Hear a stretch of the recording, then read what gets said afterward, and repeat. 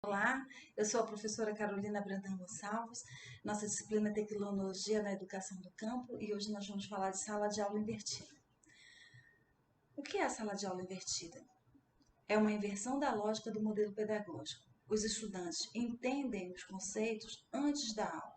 Depois, na sala de aula, com os demais, eles discutem o que aprenderam e tiram dúvidas sobre o conteúdo com o professor.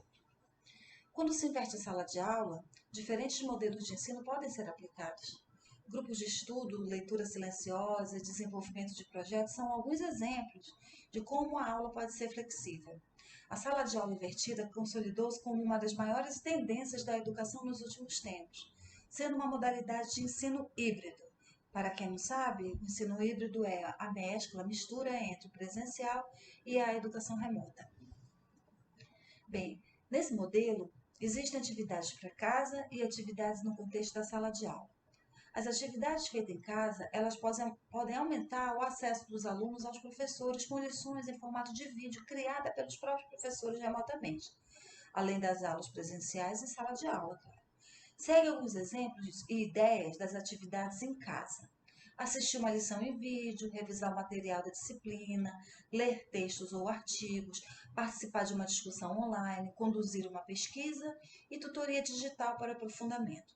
No caso das escolas do campo, com a ausência da internet, o professor pode organizar previamente algumas leituras para que os alunos realizem em casa ou algumas atividades simples, objetivas e fáceis de serem realizadas apenas para que o aluno tenha o primeiro contato com o assunto. Em seguida, em sala de aula presencial com a turma, o professor vai aprofundar o que os alunos descobriram, leram, o que eles entenderam daquele assunto que pesquisaram antes. E as atividades para a sala de aula. No modelo da sala de aula invertida, os alunos praticam sobre a orientação do professor, enquanto acessam o conteúdo por conta própria, remotamente e nem sempre dentro da sala de aula. Eles podem praticar uma habilidade alternativa, como o teatro, a dança, a música, a poesia, a contação de história. Discussões presenciais com seus colegas, debates, apresentações, aprendizagem através de estações. E experimentos de laboratório, considerando que o campo é um grande laboratório a céu aberto, onde o meio ambiente, o meio natural, é muito mais rico do que os centros urbanos, né? Pois no campo os alunos estão muito mais próximos da natureza, portanto podem observá-la com mais atenção, com mais dedicação. E a avaliação e revisão entre os pares. É preciso que, após esse primeiro movimento de acesso aos conteúdos, aos assuntos, haja uma reflexão sobre a avaliação daquilo que eles conseguiram aprender. Isso consolida as aprendizagens. Como fazer o planejamento da sala de aula invertida? Bem, em princípio, o professor deve definir os objetivos e o tipo de avaliação da aprendizagem que ele vai desenvolver. Eu posso classificar em 6 etapas esse processo. O primeiro, o desafio, onde o professor propõe a temática que será estudada, vai explicar com muita clareza, objetividade, a importância daquele conteúdo e fazer com que os alunos tenham uma ideia do que é preciso ser feito. Em seguida, o professor incentiva para que os alunos pesquisem diferentes fontes, se houver internet, que eles tenham acesso à internet, possam pesquisar nos diferentes sites. Não havendo internet, que haja recursos paralelos, livros, apostilas, textos, imagens que possam ajudar os alunos a ter uma compreensão melhor sobre aquele assunto.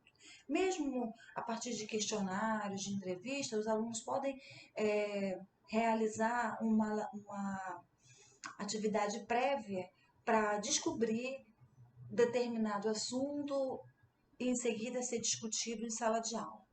A validação do conhecimento. Bem, é importante que o professor verifique se os alunos estão aprendendo, que faça perguntas que podem ser compartilhadas a partir, inclusive, de vídeos.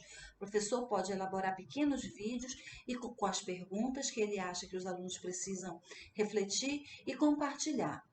Não havendo essa possibilidade, os professores podem organizar em pequenas fichas, distribuir para os alunos, alguns roteiros para que eles possam se guiar. Numa terceira etapa, a atividade principal, o professor deve trabalhar em grupos para engajar os alunos. E essas atividades podem ser apresentações, debates, vídeos, criação de blogs, entre outras coisas.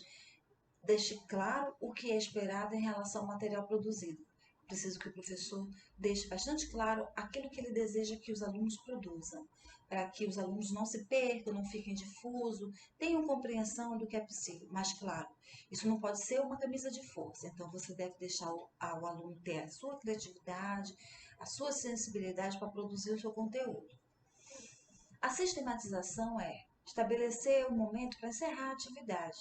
Toda atividade tem início, meio e fim. Então, o professor também tem que ter em mente o momento que a atividade deve ser encerrada e avaliada se houve êxito ou não. É uma espécie de síntese por parte dos alunos. E isso também, havendo internet, pode acontecer através de uma videochamada ou mesmo na sala de aula presencial, através de uma roda de conversa. Numa quinta etapa, antes de encerrar, o professor pode sugerir conteúdos de aprofundamento em outras fontes de informação. A quinta etapa é a etapa do aprofundamento. Então, o professor pode sugerir outros sites, outros livros, outros materiais, para que os alunos possam aprofundar mais o assunto do seu interesse. E, por fim, na última etapa, a avaliação, em que o professor deve avaliar as falhas e os acertos da atividade, aquilo que foi positivo e aquilo que não deu muito certo e que precisa ser revisto. Essas são as nossas referências. Nesse livro, vocês vão encontrar um pouco mais detalhado a explicação da sala de aula invertida.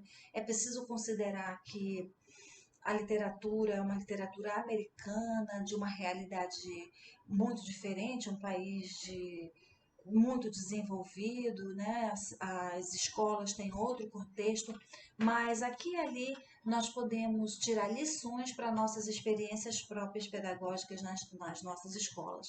Então, leiam com atenção, vejam aquilo que é possível, aquilo que não é possível em termos da sala de aula invertida e inovem as suas práticas pedagógicas. Muito obrigada. Eu espero poder ter contribuído com o processo de formação de vocês e até uma próxima